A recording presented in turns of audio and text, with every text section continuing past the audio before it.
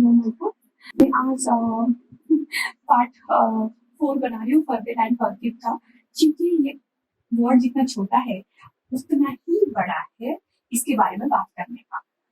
जैसे जैसे सपोज क्या कहेंगे, मैं टॉपिक में बात बोलना चाहूँ। जैसे आप किसी के लिए किए सेम इक्वली उसने आपके लिए किया।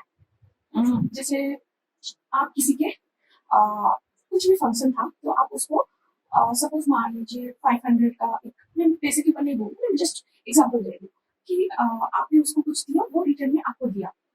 ठीक है, ये एक मटेरियल से हो गया।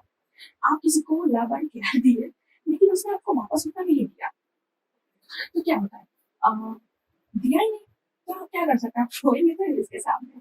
तो इस बात पे टॉपिक पे मैं अपने दीदी से कुछ ऐसे बात हो रहा था, तो क्या हुआ, उसने कुछ ऐसा बात कहा कि देखो क्या होता है फॉरगिव एंड फॉरगिव में, ऐसा होता है कि हमने किसी के लिए कुछ किया, एक्स्ट्रा किया, केयर किया, प्यार किया, बट हमें वो नहीं मिला।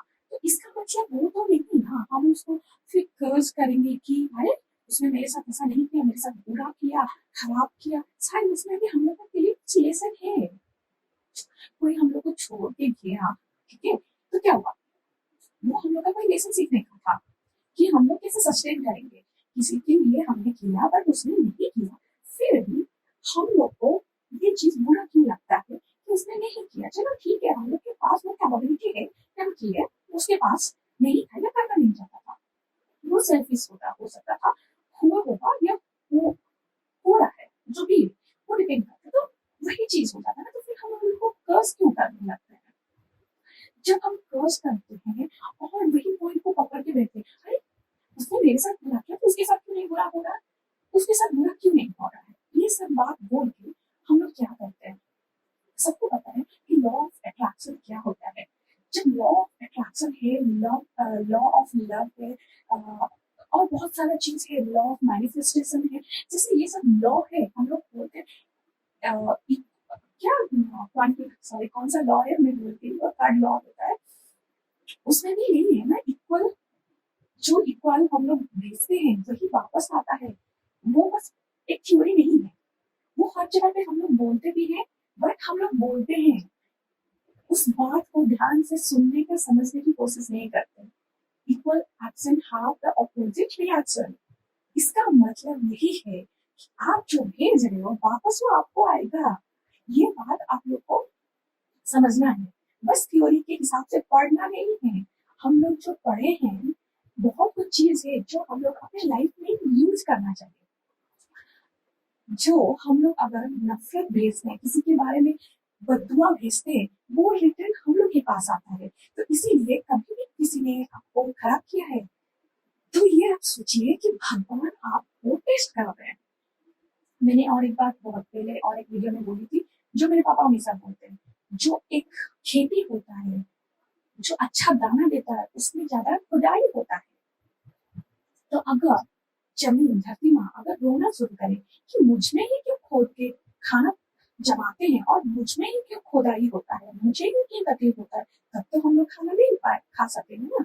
तो सेम वे में जब हम लोग प्यार देंगे, धरती माँ हम लोग को प्यार देती है, तब वो प्यार से ही फल बनता है, नफरत से तो नहीं बनता है। जब आप प्यार ऐसा एक चीज है जो फ्रीक्वेंसी बढ़ा, सबसे हाई फ्रीक्वेंसी वही है, सबसे हाई फ्रीक्वेंसी वही है। मैंने और एक क्लास वीडियो में मेरी बहुत कुछ चीजें, बहुत सारा पिछले वाला वीडियो में बोल चुकी हूँ, रिपीट कर रही हूँ, क्योंकि ये सब चीज याद रखने वाला चीज है। जैसे हम लोग का शरीर एनर्जी, वाइब्रेशन, एनर्जी, फ्रीक्वेंसी, ये सब चीज से बना हुआ है। और फ्रीक्वेंसी, जो लव का फ्रीक्वेंसी सबसे ऊपर होता है, सबसे ऊपर होता है। इसीलिए बोलते हैं जो लोग जो प्यार वाला जोड़ी रहता है वो भगवान को पहचान पाते हैं, ऐसे कहा जाता है। क्यों? तो इसीलिए नफरत छोड़िए और प्यार देना शुरू कीजिए। जो भी मुश्किलें आते हैं, आपको कुछ लेसन सिखा के जाने के लिए आप खुशी से उसको एक्सेप्ट कीजिए कि चलो ये हुआ तो मैं ऐसे टैकल करूंगी, यही तो जर्नी है। हम लोग बचपन से, आप अगर फर्स्ट स्टैंडर्ड में पढ़ाई करते थे तो उसके लिए एग्जाम देते थे कि नहीं? कभी कभी मुश्किल क्वेश्चन आता है कि नहीं आता था? जब आप पास करेंगे तो दूसरे पर आप ले जाएंगे ना। तो जिंदगी भी तो वही है, आपको टेस्ट देते जाना है लाइफ लॉन्ग। आप कितना मजबूत, कितना स्ट्रॉन्ग और सबसे बड़ा इतना ग्राउंडेड हो पाते हैं, जमीन पे लेके आसमान तक कैसे छू पाते हैं। इसी का तो टेस्ट है, इसी का ही टेस्ट है। और अपना दिल कितना बड़ा कर पाते, कितना माफ कर पाते हैं। कोई आपको तकलीफ दिया तो उसको खुशी से एक्सेप्ट करके बढ़ना ही है।